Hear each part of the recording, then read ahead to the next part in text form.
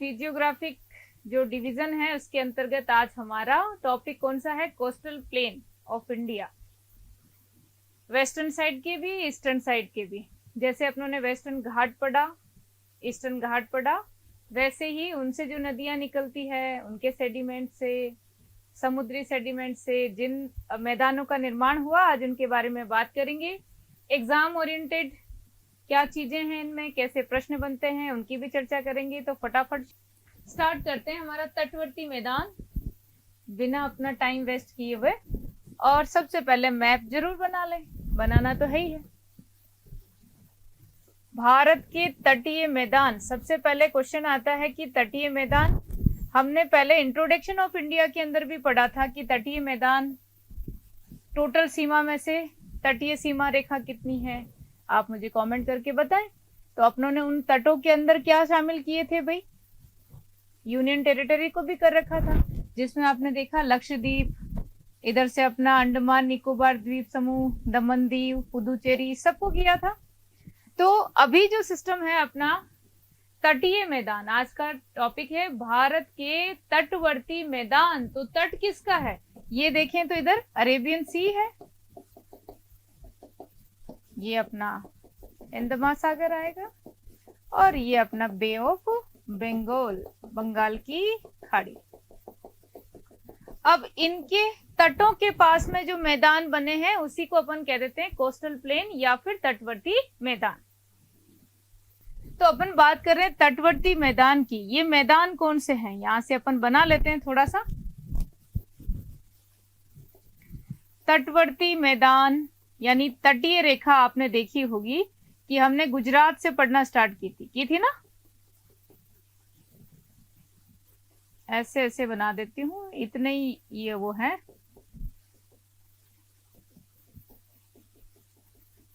इधर थोड़े मैदान कैसे बनेंगे, इनकी विड्थ ज्यादा होगी, किधर की तरफ? पूर्व की तरफ। क्यों होगी? मैं कहां से कहां तक ले जाऊं? मैं तो गुजरात से लेकर के और वेस्ट बंगाल तक ले जाऊंगी। हालांकि वेस्ट बंगाल का तटीय नहीं है, लेकिन फिर भी नदियों द्वारा निर्मित हमारे मैदान तो है ना। तो आप मोटा मोटा ये समझें कि 6100 किलोमीटर की जो लंबाई है गुजरात से लेकर के वेस्ट बंगाल तक, उसमें हम लोग पढ़ रहे हैं क्या? चलिए, तो सबसे पहले हम किसकी बात कर रहे हैं? तटवर्ती मैदान की। तो मैदान का निर्माण कैसे हुआ, कहाँ पे ये मैदान स्थित है, इसकी बात करेंगे अपन। तो गुजरात से लेकर के अपन पश्चिमी बंगाल तक की बात कर रहे हैं। गुजरात से लेके पश्चिमी बंगाल तक क्या है हमारे तटवर्ती मैदान। आवाज का इशू है, देख लेना। अब बंगाल वाला जो है हमारा तटीय मैदान, वो नदी से निर्मित है, लेकिन फिर भी हम किस में ले रहे हैं इसको कि ये मैदान तो है ही ना बने हुए, तटवर्ती नहीं है, तो नदी द्वारा निर्मित है। इसलिए एक बार आप रिदम में पढ़ लीजिए कि किसे कहते हैं तट। तो समुद्र से लगा हुआ क्षेत्र कहलाता है कोस्ट या तट, और वहां पर निर्मित मैदान तटीय मैदान है, इसमें कोई दिक्कत नहीं है। तो भारत में ये मैदान गुजरात में कच्छ से लेकर के, कहां से? कच्छ से लेकर के, और ये वैसे स्वर्ण रेखा नदी तक, लेकिन पश्चिमी बंगाल तक कर लीजिए, 6100 किलोमीटर लंबा। ठीक, अब इनका निर्माण कैसे हुआ? तो देखिए, 2-3 बातें आप याद रखें निर्माण में कि सबसे पहले तो क्या करेगी, इधर से आपने पढ़ा था, यहां क्या स्थित है? वेस्टर्न घाट आपने देखा था, पर्वत है ही। ये आपने पूर्वी घाट देखे ना, पर्वत।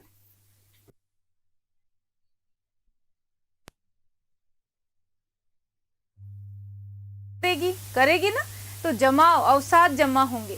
तो नदियों के और समुद्र के निक्षेपण से, है ना, नदी और समुद्र ये दोनों एक ही काम कर रहे हैं।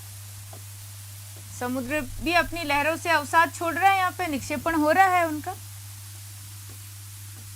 अवसाद, सेडिमेंट्स, और डिपोजिशन जिसको अपन क्या बोलते हैं, निक्षेपण।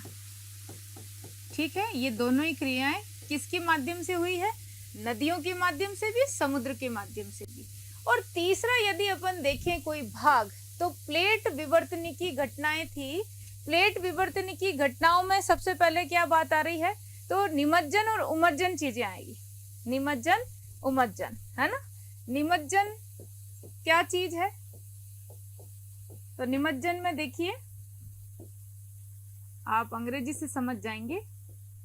सबमर्जेंस होता है या सबमर्ज्ड होता है, कोई पार्ट अंदर धंसा हुआ है ना। प्लेट टेक्टोनिक में आपने देखी है वो सारी चीजें कि यहाँ से कैसे दरार पड़ी थी कुछ हिस्सा, तो कुछ निमज्जन वाली क्रियाएं, कुछ उठा हुआ हिस्सा जिसको अपन बोलते हैं उमज्जन। इधर वाली साइड में उमज्जन है तो मैं यहाँ लिख देती हूँ उमज्जन, या फिर इमर्ज्ड या इमरजेंस आप देख ले, वो वाला क्षेत्र है। ठीक है, तो ये प्लेट टेक्टोनिक घटनाओं में निमज्जन उमज्जन से बने हुए हैं। साथ ही साथ नदी और समुद्र के अवसाद निक्षेपण की प्रक्रिया के माध्यम से ये क्या है, हमारे मैदान बने हुए हैं, जिनको दो भागों में बांटा हुआ है। जो पश्चिमी घाट के पश्चिम में स्थित है उसे अपन बोल रहे हैं पश्चिमी तटीय मैदान या फिर वेस्टर्न कोस्टल प्लेन। बना लेती हूँ मैं वापस एक बार मैप, और फिर इनको देखेंगे अपन कितने भागों में बांटे हुए। इन मैदानों के नाम है क्या, हाँ बिल्कुल नाम है। कैसे नाम होंगे,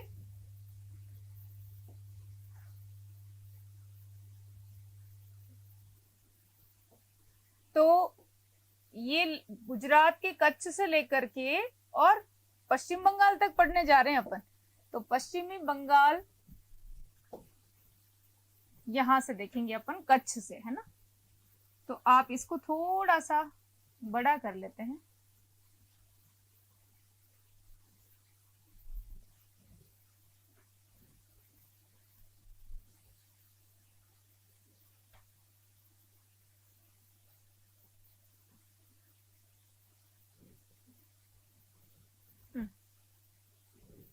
ये लो, तो यहां आ जाएगा कच्छ।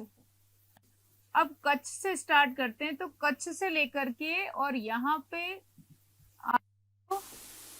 दमन, यहां तक का हिस्सा कहलाएगा अपना काठियावाड़ का,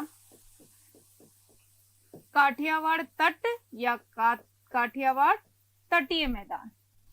फिर आप यहाँ दमन से लेकर के गोवा तक चलोगे तो वो आएगा अपना कोंकण तट, कोंकण तट।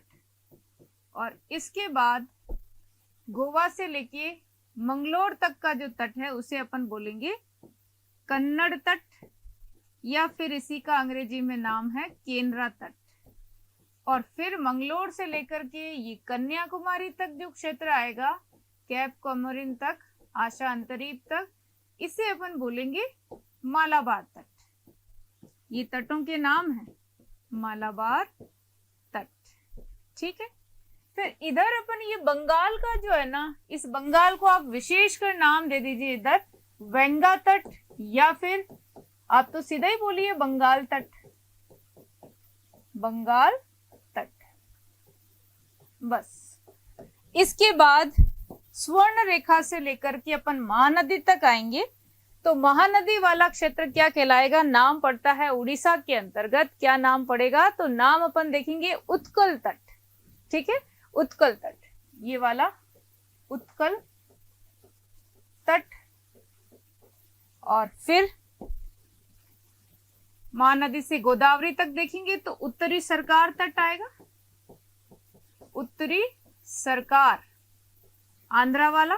इसके बाद एक केजी बेसिन जो आएगा अपना गोदावरी कृष्णा बेसिन, इसी को अपन गोलकुंडा तट कह देते हैं, गोलकुंडा तट, या फिर केजी बेसिन नाम दे दो। और इधर आ जाएगा अपना ये कृष्णा के बाद वाला कोरोमंडल, कन्याकुमारी तक, कोरोमंडल तट। ये तटों के नाम है केवल। अब इनमें एक एक की चर्चा करेंगे, कैसे तट बने, इनकी क्या विशेषता है, प्रश्न कैसे आते हैं।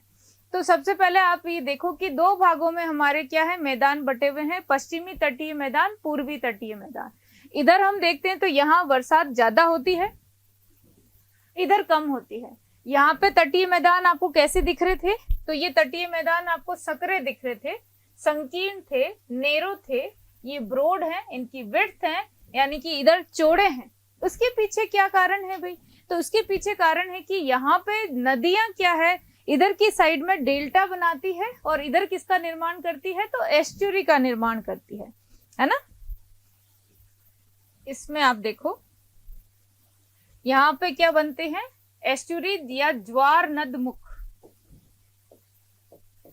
ज्वार नद मुख, और इसी को बोलते हैं अपन एस्चुरी।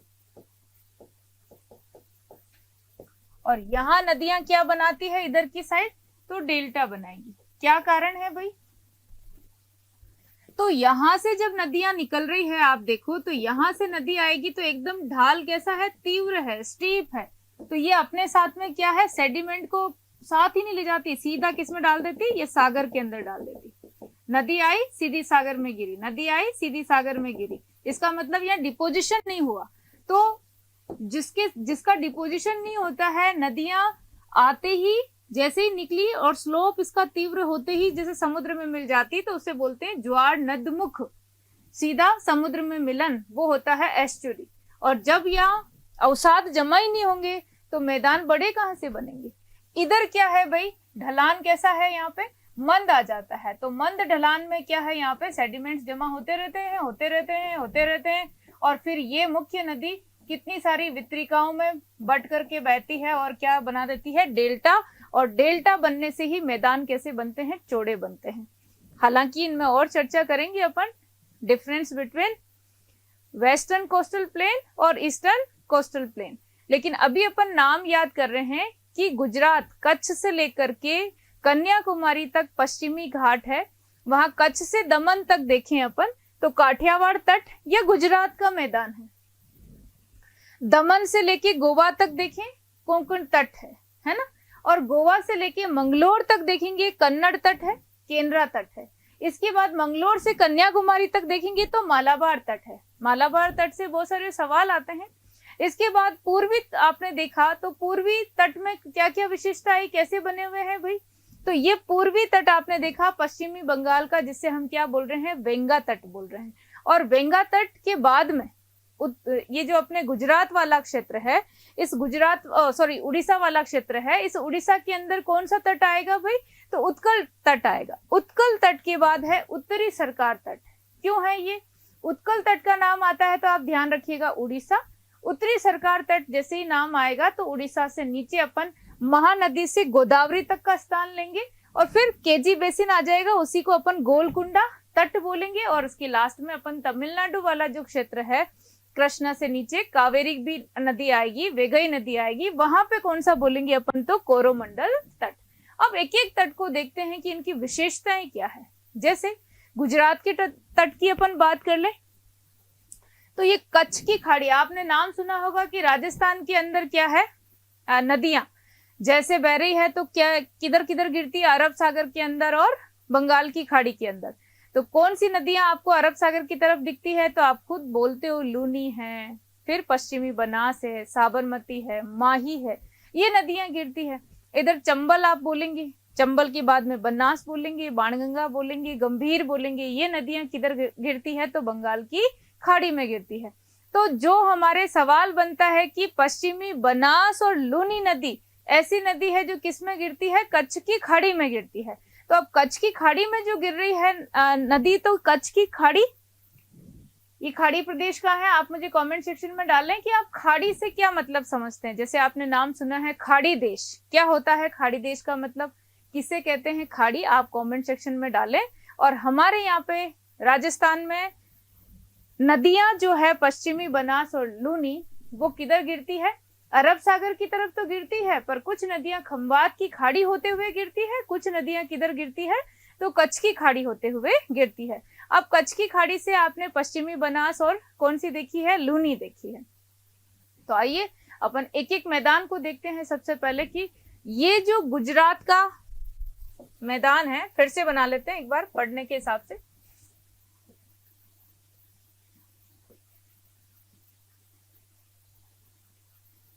आपने थोड़े दिन पहले एक क्लास देखी होगी, उसके अंदर था क्रीक, एक शब्द था, सर क्रीक अपनों ने विवाद पढ़ा था इंट्रोडक्शन ऑफ इंडिया के अंतर्गत। वहीं पे बहुत सारे क्रीक्स के नाम भी देखे थे आपने। तो ये वाला जो क्षेत्र है वो क्रीक के लिए भी फेमस है और किसके लिए प्रसिद्ध है? 2 खाड़ी पड़ती है अपने यहाँ पे। तो इसको जब आप देखोगे, ऐसे रहने देते, तो ये वाला हिस्सा यहां से लेकर के और ये और ये पूरा कहलाता है गुजरात का मैदान, जिसको अपन नाम क्या दे रहे हैं? काठियावाड़ का मैदान या गुजरात का मैदान कह दो आप। तो ये है कच्छ का एरिया, कच्छ का रण बोलते हैं इसे। ऐसे कहते हैं कि इसकी आकृति कछुए के जैसी थी, इसलिए इसका नाम क्या पड़ा है? कच्छ पड़ा है। अब इसमें यहाँ लिटिल रन है या ग्रेटर रन है। इनलैंड रिवर जो है हमारी लूनी, वो लिटिल रन में ही समाप्त होती है ना। और ये जो आपको खाड़ी दिखाई दे रही है, ये है कच्छ की खाड़ी। और यहाँ ये वाला क्षेत्र है अपना खंबात की खाड़ी। अब खंबात की खाड़ी और साथ साथ में ये अरब सागर का पानी। तो हमें ये जो कच्छ और काठियावाड़, यहाँ नाम है काठियावाड़, काठियावाड़ कह दीजिए या फिर सौराष्ट्र कह दीजिए। नाम सुना होगा सौराष्ट्र। ये आकृति किसके द्वारा दिखाई दे रही है? काठियावाड़ चाहे सौराष्ट्र, इसको घेरे हुए तीनों ओर से पानी है। जो 3 ओर से पानी से घिरा हो उसे अपन प्रायद्वीप बोलते हैं। तो यहाँ कच्छ प्रायद्वीप है और काठियावाड़ प्रायद्वीप है। अब कच्छ के मैदान में क्या देखते हैं अपन कि ये रन तो है, दलदली है, मार्शी लैंड आप बोल सकते हैं, लेकिन यहाँ क्या है कि दलदली मृदा का विस्तार है। लेकिन आपने क्रीक देखा होगा, जैसे सर क्रीक विवाद देखा है, तो जब हाई टाइड्स आती है तब समुद्र की लहरें इस पर क्या कर लेती है? इसको कवर करती है, ऊपर पानी पानी हो जाता है। तो क्या हो जाता है? कौन सा पानी है? वो नमकीन है, सलाइन वाटर है। तो किसकी परत बिछ जाएगी भाई? सफेद क्या चीज? नमक की। तो आप याद रखें कि कच्छ का मैदान क्या कहलाता है? सबसे पहले भारत का सफेद मरुस्थल इसे कहा जाता है। ये एक उपमा है इसकी, ये कृषि के लिए उपयुक्त नहीं है ये मैदान। हालांकि यहाँ पे डेल्टा बना रही है कौन सी नदी? तो आप अपन इधर से पढ़ेंगे कि पाकिस्तान की जो मुख्य नदी आएगी उसका नाम है सिंधु, और सिंधु नदी का डेल्टा जब बनेगा तभी ये मैदान बनेंगे। लेकिन ये मैदान समुद्री वाटर से क्या हो जाते हैं? कवर हो जाते हैं। तो यहाँ नमक ही नमक है। तो ये वाला कहलाएगा अपना सफेद मरुस्थल। कच्छ का सफेद मरुस्थल की संज्ञा किसको दी गई है? तो ये दी गई है अपने कच्छ के मैदान को। कच्छ के मैदान को क्या कहा गया है भाई? तो भारत का सफेद मरुस्थल कहा जाता है। ये किस लिए प्रसिद्ध है? तो यहाँ जंगली गधों का अभ्यारण्य है। बस ये चीज तो आप याद रखें, किसमें? कच्छ का मैदान अभ्यारण्य। ठीक है। इसके बाद काठियावाड़ की जहां तक बात आएगी, काठियावाड़ का मैदान कैसे बना है, सौराष्ट्र का मैदान कैसे बना है, और गुजरात का मैदान ही कह दीजिए, ये पूरा गुजरात का है। लेकिन यहाँ काठियावाड़ की बात करेंगे अपन की काठियावाड़ में क्या है, सौराष्ट्र का क्या है। तो आप देखिए कि यहाँ ये जो हिस्सा है यहाँ पे गिर पहाड़ियां हैं। कौन सी पहाड़ियां हैं? गिर पहाड़ियां हैं, जहां पर ये गिर पहाड़ियां विस्तार है। आपने नाम सुना होगा एशियाई बब्बर शेर गिर राष्ट्रीय उद्यान, वो यहाँ पे है ही है। लेकिन यहाँ पे पहाड़ियां और है जिनको मैं किस कलर में बनाऊं? ग्रीन ग्रीन में बना देती हूँ। ये पहाड़ियां हैं मांडव की पहाड़ियां, और मांडव की पहाड़ियों से जो जलधाराएं निकलती है उससे ये थोड़े छोटे छोटे मैदानों का यहाँ पे निर्माण होता है। लेकिन ये इस कच्छ से ज्यादा ये थोड़े से उपजाऊ होते हैं, ये याद रखिए काठियावाड़ के अंदर। लेकिन ये जो हिस्सा है, ये गुजरात का मैदान जो कहला रहा है, ये थोड़ा मैदान कैसा है, इसका निर्माण किससे हुआ है? तो हमारे राजस्थान से जो नदी आ रही है मुख्यतः, कौन सी नदी भाई? खंबात की खाड़ी है ये। और खंबात की खाड़ी में जो नदी गिरेगी वो सबसे पहले नाम यहाँ पे आएगा साबरमती। आप ये सीक्वेंस को भी याद रखिएगा, साबरमती और माही। ये क्या करेगी? इन तटों का निर्माण करेगी। इसके अलावा हाँ, नर्मदा और ताप्ती का भी आप नाम ले सकते हैं, लेकिन ये ज्वार नदमुख बनाती है, इनका ज्यादा इसमें सहयोग नहीं। लेकिन फिर भी गुजरात के मैदान में ये चारों नदियों का क्रम आप याद रखें, उत्तर से दक्षिण, साबरमती, माही और कौन कौन सी नदियां, नर्मदा, ताप्ती, बस ये आपको ध्यान रखना है। तो भारत का सफेद मरुस्थल कौन सा है, कच्छ की खाड़ी, ये याद रखें। गधों का अभ्यारण्य याद रखें। फिर काठियावाड़, सौराष्ट्र में आप गिर पहाड़ियों में गिर राष्ट्रीय उद्यान, जो एशियाटिक किसके लिए प्रसिद्ध है, बब्बर शेर के लिए, जानते ही हैं आप। गुजरात के जो ये बाकी के मैदान बने, काठियावाड़ का मैदान या मांडव पहाड़ियों की जलधाराओं के डिपोजिशन से बना है, जो सकड़ा मैदानी है, लेकिन ये मैदान ठीक ठाक है दमन तक, वो आपके साबरमती, माही, नर्मदा और ताप्ती के सहयोग से बने। इतना सा आपको याद रखना है अपना काठियावाड़ का मैदान, या फिर आप कह सकते हैं किसका, तो गुजरात का तटीय मैदान। क्लियर हो गई स्थिति। अब तापी के दक्षिण से लेकर के, इस तापी के दक्षिण से लेकर के गोवा तक का जो कहलाएगा, वो कहलाएगा अपना कोंकण तटीय मैदान। अब कोंकण के अंदर क्या विशेषता है, वो भी यहीं पे देख लीजिए ना।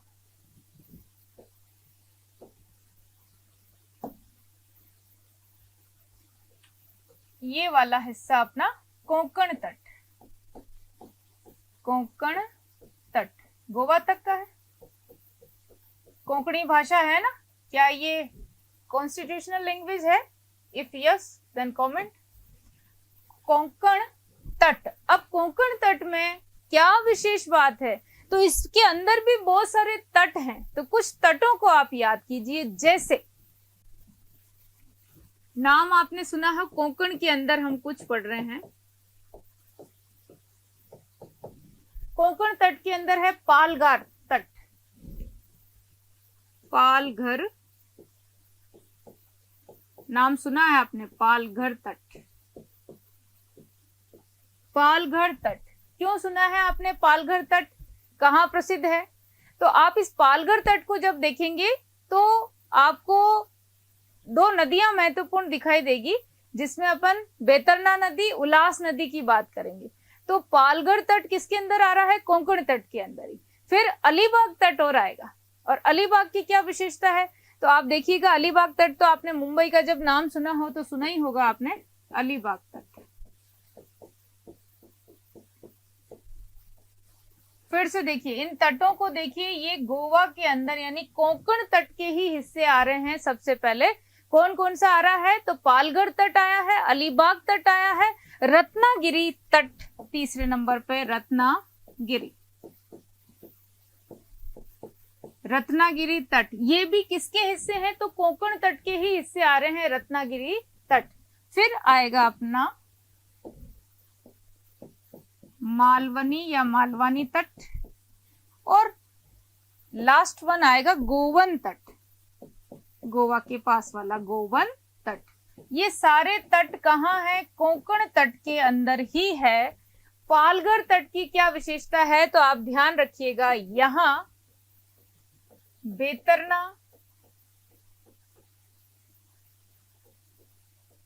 व उल्लास नदियां,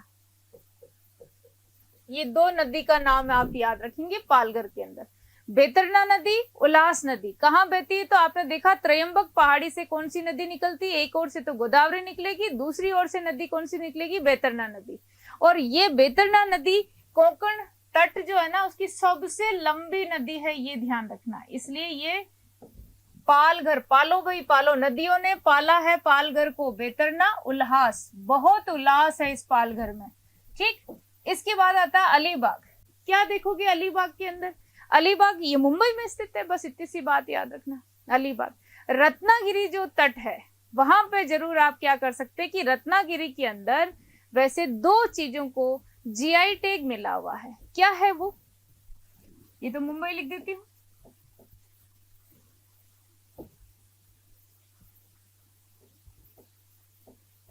मुंबई। और यहाँ रत्नागिरी में दो जो यहाँ के प्रोडक्ट हैं जीआई टैग है, किस किस को है, तो अल्फांजो, हापुस आम जो बोलते हैं अपन उनको, और एक और है मसालों के रूप में प्रयुक्त होने वाली चीज कोकम। ये दो को जीआई टैग मिला हुआ है रत्नागिरी के अंतर्गत, ध्यान रखिएगा। तो रत्नागिरी तट किसके लिए प्रसिद्ध है, अल्फांजो या हापुस आम के लिए है, और कोकम है, ये दो को जीआई टैग मिला हुआ है। अब और मालवानी तट किस लिए प्रसिद्ध है, तो यह मालवानी तट में क्या है कि ये सफेद बीच है यहाँ पर, पुलिन जिसको बोलते हैं, बीच समझते ना, समुद्री किनारा। तो सफेद बीच के लिए फेमस है कौन सा? मालवनी तट, सफेद पुलिन या सफेद बीच। फिर बात आती है किसकी? तो गोवन तट की। गोवन तट किस लिए प्रसिद्ध है? ये तट कोंकण तट के अंदर ही आ रहे हैं, तो गोवन के अंदर तो नदियां हैं। वैसे तो आपने नाम सुना होगा, मांडोवी नदी, जुआरी नदी, जुआरी, मांडोवी, चपोरा, ये क्या है? नदियां हैं यहाँ की फेमस। वैसे अपन ड्रेनेज सिस्टम में पढ़ेंगे, ये कोई ऐसी चिंता करने की बात नहीं कि याद नहीं होगा तो क्या होगा, सब होगा, है ना। तो मांडोवी है, जुआरी है, चपोरा है, नदियां हैं। बाकी आप यहाँ देखो तो इस गोवन तट के यहीं पर और प्रसिद्ध तट आता है। हाँ, डेली होती है काजल क्लास, बाद में अपन बात करेंगे। तो सबसे पहले देखिए आप क्या चीजें हैं। गोवन तट लास्ट में है, मांडोवी है, चपोरा है, जुआरी नदियां हैं। नदियों के साथ साथ यहाँ तट है, कोलवा तट और कलंगूट तट, है ना। कोलवा तट और कलंगूट तट, कलंगूट तट प्रसिद्ध है। बस ये किसके अंदर है? तो कोंकण तट का नाम आते ही पालघर तट, अलीबाग तट, रत्नागिरी तट, मालवानी तट, गोवन तट। पालघर तट के अंदर बेतरना, उल्लाहास नदियां आ गई। और फिर दूसरा क्या करेंगे अपन? तो अलीबाग में मुंबई स्थित है, रत्नागिरी के अंदर अल्फांजो और कोकम ले लीजिए, मालवानी में माल है लेकिन सफेद है, एकदम सफेद। और फिर गोवन के अंदर ये मांडोवी, जुआरी, चपोरा नदियां, कोलवा और कलंगूट तट यहाँ पे क्या है? प्रसिद्ध है। ये आप ध्यान रखें। अब दूसरी सबसे बड़ी बात है कि ये जो मैदान है, कोंकण के तटीय मैदान, यहाँ आपने देखा रत्नागिरी किस लिए फेमस आ रहा है भाई? अल्फांजो, हापुस आम के लिए। तो यहाँ प्री मॉनसून जो बरसात होती है ना, वो आम के लिए बहुत लाभदायक है। ये पूरे में जहां जहां आम है, वैसे कर्नाटक में फेमस आपने नाम सुना है आम्र वर्षा। तो ये आम्र वर्षा जो इस वेस्टर्न साइड में होती है, वो इस कोंकण तट के लिए भी बहुत लाभदायक है, क्योंकि यहाँ पर क्या किसके लिए लाभदायक है? आम के लिए। आम को जीआई टैग मिला हुआ है, देखा है ना आपने, तो ये याद रखिएगा, आम्र वर्षा आम के लिए है। ठीक, फिर अब नेक्स्ट पढ़ते हैं अपन। नेक्स्ट तट को भी अपन बना ही लेते हैं।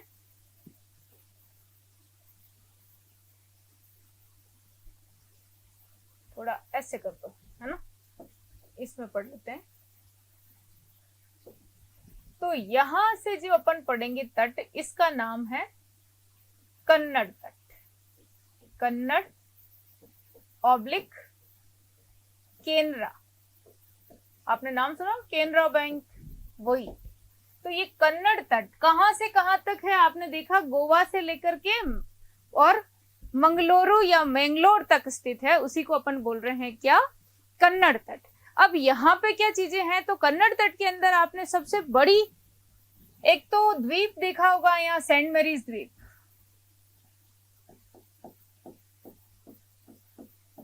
सेंट मैरीज द्वीप, प्लस यहाँ की मुख्य नदी देखी होगी जिसका नाम है शरावती, नेत्रावती। ये नदियों के नाम है शरावती, नेत्रावती। और इस शरावती पे ही जोग जलप्रपात, जिसे गरसोप्पा भी बोलते हैं, इसका ही नाम महात्मा गांधी जलप्रपात है कि नहीं है? बिल्कुल है, ये प्रसिद्ध चीजें हैं कन्नड़ तट में। आप जैसे ही कन्नड़ तट की बात आएगी, कर्नाटक की बात आएगी, क्या आप भूल जाएंगे? चिकमंगलूर जगह है, उसके पास बाबा बुदान की पहाड़ियां, कुद्रेमुख आएगा, और कुद्रेमुख आते ही आप सबसे पहले क्या करोगे? आयरन और मैग्नेटाइट किस्म का करेंगे। अब यहाँ पे ये वाला जो क्षेत्र है वो कहवा या कॉफी के लिए प्रसिद्ध है, कॉफी के लिए प्रसिद्ध है। और यहाँ पे भी पूरे तरीके में जो प्री मानसून बरसात है, इसके अलग अलग नाम है। जैसे यहाँ आपने आम्र बरसात देखी कर्नाटक वाले क्षेत्र में, लेकिन विशेषकर पूरी जगह होती है बारिश। तो रत्नागिरी वाले क्षेत्र में, कोंकण तट में भी क्या है? ये आम्र वर्षा लाभदायक है आम के लिए। वैसे ही एक चेरी ब्लॉसम है केरल में, अपन विशेषकर जानते हैं, वो इस वाले क्षेत्र में किसके लिए लाभदायक है? तो ये कॉफी के लिए है, चेरी ब्लॉसम। ठीक है, ये बारिश, वर्षा, प्री मॉनसून रेनफॉल क्या कहलाएगी इस वाले कर्नाटक केरल वाले क्षेत्र में विशेषकर, और वो क्या है? Cherry blossom. किसके लिए है? तो आपने देखा कहवा के लिए है, शरावती, नेत्रावती, और शरावती पे क्या है? जोग है, गरसोपा है, या महात्मा गांधी है। इसी तट का क्या है भाई? नाम, वो जलप्रपात का नाम है। कुद्रेमुख आप याद कर लेंगे, बाबा बुदान की पहाड़ियां याद कर लेंगे। इसके बाद क्या आता है? तो केरल से लेकर के कन्याकुमारी तक, जो मैं इधर कर देती हूँ इसको, ये वाला हिस्सा आप ध्यान रखिएगा विशेषकर, ये कहलाता है अपना मालाबार तट। और मालाबार तट ये, तो मैंगलोर से लेकर के कन्याकुमारी तक क्या कहलाया? मालाबार तट। और मालाबार तट की क्या विशेषता है? अभी कोई कमेंट नहीं करें, आराम से पढ़ेंगे अपन। अब यहाँ पे मालाबार तट से आप देखिए, ये जो हमारे अरब सागरीय मानसून है, दक्षिणी पश्चिमी मानसूनी बारिश होती है यहाँ पे, और मानसून सबसे पहले प्रवेश करता है। मानसून प्रवेश होता है किससे? मालाबार तट से। इसमें तो कोई समझाने की बात नहीं, अपन आगे चल के जैसे जलवायु पढ़ेंगे, मानसून पढ़ेंगे, बरसात पढ़ेंगे, सभी चीजें पढ़ेंगे। अब यहाँ पे क्या चीज है ऐसी, और कोई खास बात है क्या? हाँ है, बिल्कुल केरल में। जैसे राजस्थान के अंदर एक सवाल आता है कि पुष्कर की पहाड़ियों में यदि भयंकर बरसात होती है तो सबसे पहले बाढ़ कहाँ आती है? पुष्कर की पहाड़ियों में होगी तो लूनी नदी की बात हो रही है। लूनी नदी में आपने देखा जो नवनिर्मित जिला अब है बालोतरा, बालोतरा के अंदर सबसे पहले बाढ़ क्यों आती है भाई? ये नदी के तट से भी नीचे स्थित है ना? तो ऐसे ही निचले प्रदेश कहाँ है? केरल में भारत का सबसे निम्नतम स्थल जो सी लेवल से भी क्या है? नीचे है। वो जगह आपको कुटनाड याद करनी है, जहां धान की खेती होती है। लेकिन फिर भी आप ये देखो कि यहाँ जो ये केरल वाला क्षेत्र है या मालाबार तट है, यहाँ क्या होता है? कयाल शब्द आप सुनोगे, पश्च जल, जिसको बेक वाटर बोलते हैं, और थोड़ा थोड़ा, वैसे लेगून अलग चीज है लेकिन फिर भी लेगून आप पढ़ते हो, है ना? तो यहाँ केरल में दो झीलें बहुत प्रसिद्ध आती है। कौन कौन सी? जिसका नाम आपने सुना है, खूब प्रसिद्ध झील कौन सी है? तो आपने अष्टमुडी नाम सुना है, वेम्बनाड झील सुना है। तो वेम्बनाड, और ये किस प्रकार की झीलें हैं? तो कयाल हैं, पश्च जल हैं, बैक वाटर हैं, पुनमत झील हैं। वो कैसी हैं? तो वो भी क्या है? कयाल हैं। तो ये कयाल क्या चीज होती है, बैक वाटर क्या चीज होता है? तो आप ये ध्यान रखो, इतना सा अभी, तो आगे चल करके हम पढ़ेंगे लेगून जैसी चीजें क्या है, कयाल क्या है, पश्च जल क्या है। कोई भी समुद्री हिस्सा है और यहाँ मान लो अवसाद जमा हो गया और इन तटों के बीच में कोई पानी अगर रुक गया तो वो रुका हुआ पानी क्या कहलाएगा? पश्च जल कहलाएगा। किसी अवरोध से वो अलग हो गया, वो लेगून है। अपन पढ़ेंगे आगे, कोलेरू को भी पढ़ेंगे, चिल्का को भी देखेंगे। तो ये कयाल जो झीलें हैं, वो कयाल कहाँ बनती है? तो समुद्री तटों पर ही बनती है। समुद्र से दूर झीलों को नहीं बोलेंगे अपन लेगून झील, समुद्र का ही हिस्सा लेकिन किसी अवरोध से अलग हुआ है, ध्यान रखिएगा। तो यहाँ कयाल झीलें हैं, है ना? पुनमत कयाल आपने नाम बहुत अच्छी तरीके से सुन रखा होगा, जहां पे नेहरू ट्रॉफी के लिए बोट रेस होती है। अब केरल में भारत का सबसे निम्नतम स्थल है कुटनाड। बहुत इंपॉर्टेंट सवाल जो ध्यान रखिएगा, भारत का निम्नतम स्थल कुटनाड। और कुटनाड कहाँ की बात कर रहे हैं हम? केरल की। अब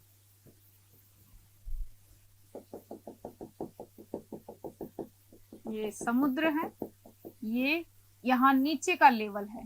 तो ये कुटनाड किसके लिए जाना जाता है भाई? तो ये धान की खेती के लिए, धान की खेती आपको पता है रोपण द्वारा ही होती है। आपने कहीं कहीं कभी कभी रील में भी देखा होगा या फिर कोई वीडियो देखा होगा, पानी के अंदर पेड़ हैं फिर भी कुछ ना कुछ रोप ही रहे हैं, वो है धान की खेती। तो चावल के खेत जो हैं उनके लिए एक वर्ड है पुंछ वयाल। पुंछ वयाल आपके 2 नंबर में सवाल आ जाता है तो आप लिखेंगे चावल के खेत। चावल के खेत हैं ये। और ये चावल के खेत भी क्या है, 3 प्रकार से हैं। इनको अपन यहां लिख देते हैं, कारपदम, कयाल और कारी। ये तीनों, कारपदम, कयाल और कारी, ये पुंछ वयाल के क्या है भाई, तीनों प्रकार है। पुंछ वयाल किसे कहते हैं तो आप ध्यान रखिएगा, पुंछ वयाल का मतलब चावल के खेत। ठीक। अब यहाँ पर वेम्बनाड झील आपने देखी, अष्टामुडी झील का नाम सुना, पुनमत झील का नाम सुना है ना। तो वेम्बनाड झील के अंदर अपनी अपन नदियां जब पढ़ेंगे तो पेम्बा नदी पढ़ेंगे, यही पेरियार नदी भी पढ़ेंगे, ड्रेनेज सिस्टम में पढ़ेंगे अपन। तो केरल के अंदर जो महत्वपूर्ण बात है, आप तो मालाबार याद रखें, कयाल बनते हैं, मानसून का प्रवेश होता है, कुटनाड निम्नतम स्थल है यहाँ का, और यहाँ मोनोजाइट खनिज मिलता है, मिनरल मिलता है, जिससे हम थोरियम प्राप्त करते हैं। बस ये विशेष बातें किसकी है अपने, तो ये हो जाएगी मालाबार तट की। तो पश्चिमी तट में आपने क्या क्या देख लिया, तो सबसे पहले गुजरात, कच्छ से लेकर के अपनों ने दमन तक तो क्या देखा, काठियावाड़ का तट या फिर गुजरात का तटीय मैदान। फिर दमन से लेके गोवा तक कोंकण, गोवा से लेके मैंगलोर तक कन्नड़, और मैंगलोर से लेके कन्याकुमारी तक आपने क्या देखा, तो मालाबार तट देखा। अब हम पूर्वी तट पर चलते हैं। पूर्वी तट की बात को जब देखें तो देखेंगे, पूरा ही देखेंगे अपन, कहां से कहां तक है। तो बंगाल का जो मैदान है, जिसे अपन वेंगा मैदान भी बोल रहे हैं,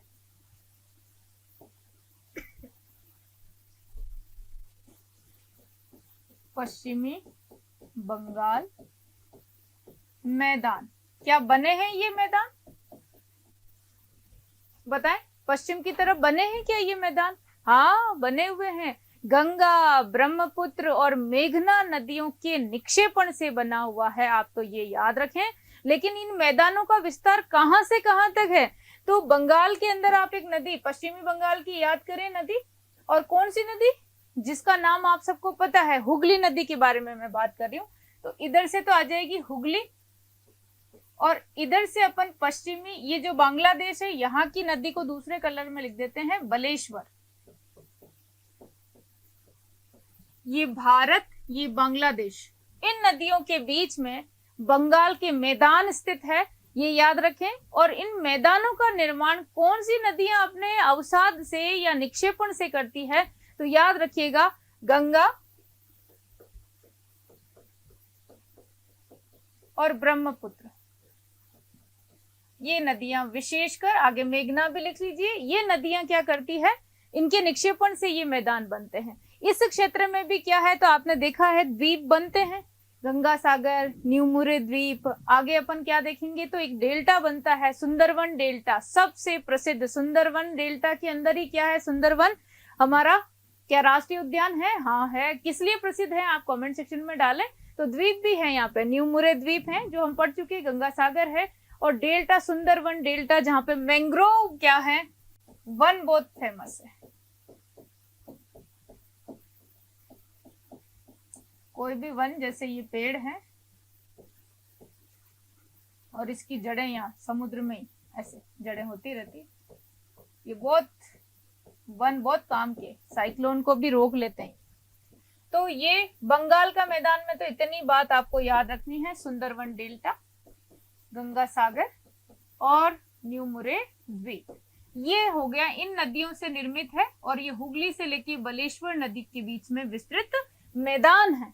बस अब इसके बाद में अपन नीचे आएंगे, उत्कल तट, उड़ीसा की बात करेंगे। उत्कल तट जो कहां से कहां तक है, तो ये स्वर्ण रेखा से लेकर के, स्वर्ण रेखा नदी से लेकर के और महानदी तक अपन क्या देखेंगे, महानदी तक का क्षेत्र देखेंगे अपन, जिसको बोलेंगे उत्कल तट। उत्कल तट का मतलब उड़ीसा। यहाँ की खास बात क्या है उत्कल तट की? यहाँ क्या चीजें ऐसी फेमस है उत्कल तट में? तो याद रखिए, स्वर्ण रेखा या स्वर्ण रेखा नदी से महानदी तक के बीच में कम से कम नदियां डेल्टा बनाएगी, बड़ा मैदान बनाएगी। कौन कौन सी नदियां हैं जो यहाँ डेल्टा बनाती है? तो यहाँ 6 नदियां हैं जो डेल्टा बनाती है। नंबर 1 आप कर लें स्वर्ण रेखा, बुरहल गंगा, बुरहल गंगा, बैतरनी,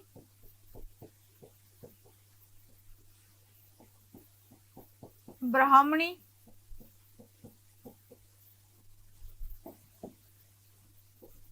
महानदी और ऋषिकुल्य नदी। ये 6 नदियां यहाँ पे क्या बनाती है? डेल्टा बनाती है। स्वर्ण रेखा और गोदावरी के बीच में जो उत्कल तट है वहां पर 6 नदियां मिलकर के क्या बनाती है? डेल्टा बनाती है। जहां पर बहुत प्रसिद्ध मैदान, आपने कलिंग नाम सुना होगा, कलिंग वाला स्थान भी यहीं स्थित है। पुरी स्थित है जहां पे कोणार्क का सूर्य मंदिर स्थित है। बताइए सूर्य मंदिर का निर्माण किसने करवाया? तो पुरी, जगन्नाथपुरी का नाम आपने सुना होगा, वो ये उत्कल तट की बात अपन कर रहे हैं। और यहीं पर चिल्का झील स्थित है। ये भी उधर है वैसे, ये रही चिल्का, लेकिन मैं यहां लिख देती हूँ चिल्का झील। चिल्का झील के पास ही आपने नाम सुना हो चांदीपुर का। चांदीपुर जो तट है वहां पर एक हाइड एंड सीक बीच है। और हाइड एंड सीक पुलिन है। ये किस लिए प्रसिद्ध है? कि ये ऐसा स्थान है जो कम जगह पाया जाता है कि जब यहाँ पर भाटा होता है यानी लो टाइड आता है तो ये कम से कम 5 किलोमीटर समुद्र की ओर चला जाता है, 5 किलोमीटर पीछे की ओर हट जाता है। और जब हाई टाइड आती है, ज्वार आते हैं, तब ये तट तक पहुंच जाता है। ज्वार जैसी स्थिति में कहां तक आ जाता है? तटों तक इसका पानी आ जाता है। ये याद रखें। बाकी चांदीपुर हमने किस लिए पढ़ा था? इंट्रोडक्शन ऑफ इंडिया में आपने देखा होगा, पढ़ाई है अपनों ने। तो चांदीपुर तट में हाइड एंड सीक बीच याद रखें, जो ये हाई और लो टाइड के समय में क्या है, 5 किलोमीटर समुद्र की तरफ जाना बड़ी बात है। ठीक है, चिल्का झील आपको याद रहेगी। चिल्का झील की क्या विशेषता है?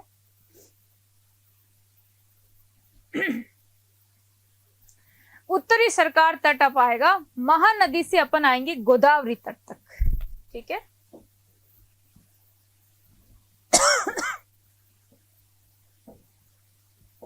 खाली तट को ही बना देते हैं अपन। ये अपना सुंदर गुजरात वाला तट आ जाओ। ये तट, ये तट, ये अपन पढ़ के आए उत्कल तट। अब हम यहां पढ़ रहे हैं उत्तरी सरकार तट। क्या है उत्तरी सरकार तट? ये जो बंबई मद्रास प्रेसिडेंसी थी उसका उत्तर वाला सूबा था, तब से नाम है इसका उत्तरी सरकार तट। जो कहां से है? तो ये महानदी से लेकर के और महानदी टू गोदावरी, याद रखिएगा गोदावरी। यहाँ की खास बात क्या है? उत्तरी सरकार के अंदर क्या खास बात हो सकती है? तो कुछ ही मत करिए। यहाँ क्या है कि भारत का सबसे पूर्वी तट पर, वैसे पूर्वी तट बंदरगाहों के लिए उचित नहीं है क्योंकि ये कैसे हैं? इमर्ज्ड हैं, ये उमज्जन से बने हुए हैं।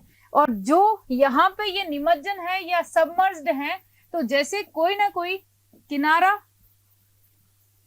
ऐसे जब जाएगा तटों के पास में, तो ये जहाजों के लिए क्या है? उपयुक्त स्थल होता है, जहां पर ये जहाज क्या कर सकते हैं? पोर्ट जब बनाए तो रुक सकते हैं आसानी से। पर ये बिल्कुल तटों पर है। यहाँ तो आप ये देखो कि ऐसे अवसाद ये इतने जमा हो गए कि तट एकदम ऊंचे से उठे हुए हैं, इनकी हाइट बढ़ी हुई है। तो इधर बंदरगाह बहुत कम देखने को मिलेंगे। पर आप वाइजेग आपने नाम सुना होगा, और नहीं सुना तो विशाखापट्टनम बोल दो। ये प्राकृतिक बंदरगाह तो है जो है ही, लेकिन भारत का सबसे गहरा अपवाद होता ही है ये बंदरगाह है। और इसकी सुरक्षा कौन करता है? तो समुद्र की दिशा में ही यहाँ पर कुछ पहाड़ियां हैं जिनको अपन बोलते हैं डॉल्फिन पहाड़ियां। ये यहाँ से जो ये उष्णकटिबंधीय चक्रवात आते हैं, उन चक्रवातों से सुरक्षा देती है डॉल्फिन पहाड़ियां। ये याद रखें, कहाँ है भाई? तो विशाखापट्टनम, वाइजेक पोर्ट का नाम याद रखें, ठीक है। बंदरगाहों के लिए उचित मैदान किधर, तट कौन से हैं? तो ये पश्चिमी तट आएंगे या वेस्टर्न कोस्ट आएंगे, ठीक। इसके बाद महत्वपूर्ण चीज और क्या है, तो आप देखो यहां पर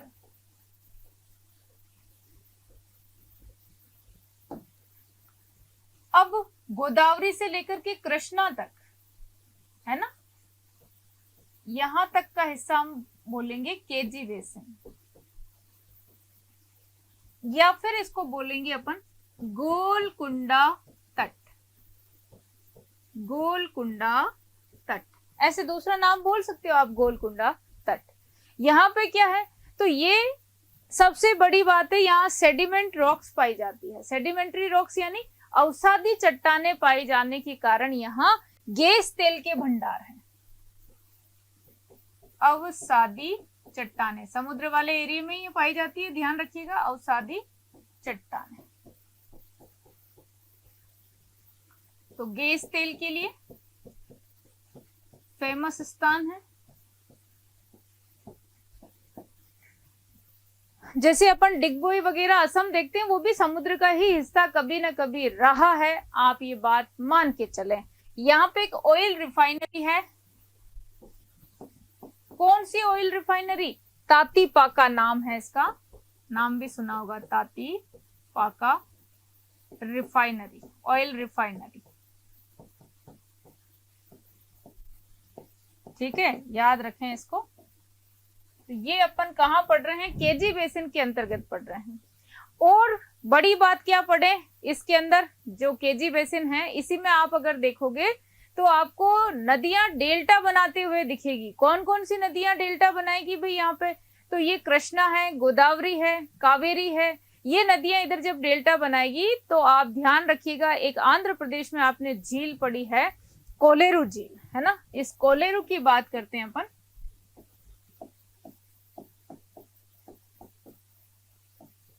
कोलेरू झील ये पहले समुद्री झील ही थी, लेकिन डेल्टा जब नदियां बनाती है तो डेल्टा बनाते बनाते ये दो डेल्टाओं के बीच में स्थित हो गई और इसमें अब फ्रेश वाटर आने लग गया। तो अभी वर्तमान में ये कौन से, इसका समुद्र से कनेक्शन क्या हो जाएगा भाई? कट जाएगा। तो ये कौन सी झील है आंध्र प्रदेश की? ये फ्रेश वाटर की लेक हो गई कोलेरू, जो पहले कैसी थी? लेगून थी। ये बात भी आप याद रखें, अब मीठे पानी की झील है, ठीक है। अब फिर कृष्णा नदी से अपन नीचे आएंगे तो कृष्णा नदी से नीचे क्या आ जाएगी अपने? तो कोरोमंडल तट आ जाएगा। और कोरोमंडल तट में कौन सी मानसून से बरसात होती है? तो आप जानते हो, उत्तर पूर्वी मानसून से जहां बारिश होती है वो कोरोमंडल तट है, जिसको हम मॉनसून जब पढ़ेंगे तब पढ़ेंगे। मॉनसून का प्रत्यावर्तन काल जब होता है तब दिसंबर के आसपास यहाँ पे झमाझम बारिश होती है। और वो कौन सा तट है? तो उस तट को अपन तमिलनाडु के अंदर ही बोलेंगे, कृष्णा, और कृष्णा नदी से कन्याकुमारी तक। इधर देख लेते हैं या फिर इधर लिख लेते हैं और बना लेते हैं, पूरे इंडिया बना लो आप तो एक बार।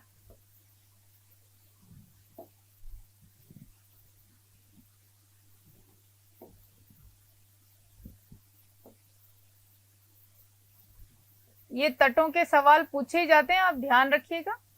और खूब लगन मेहनत से बार बार मैप बनाते हुए करिएगा, आपको भगवान इतना तो आशीर्वाद दे ही देगा। कृष्णा से कन्याकुमारी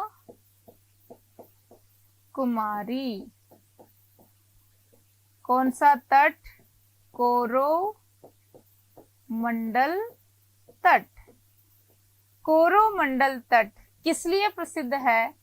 ये किससे बारिश लेता है? तो उत्तर पूर्वी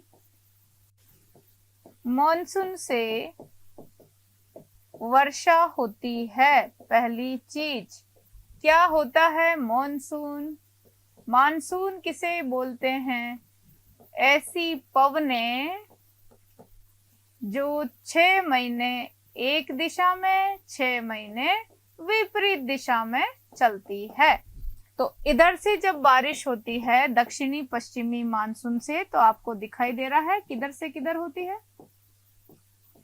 और ये वापस बारिश होगी उत्तर पूर्वी से लौटते हुए मानसून से। कहा, कौन से तट पर बारिश होती है, तो वो कोरोमंडल तट है, ये ध्यान रखिएगा।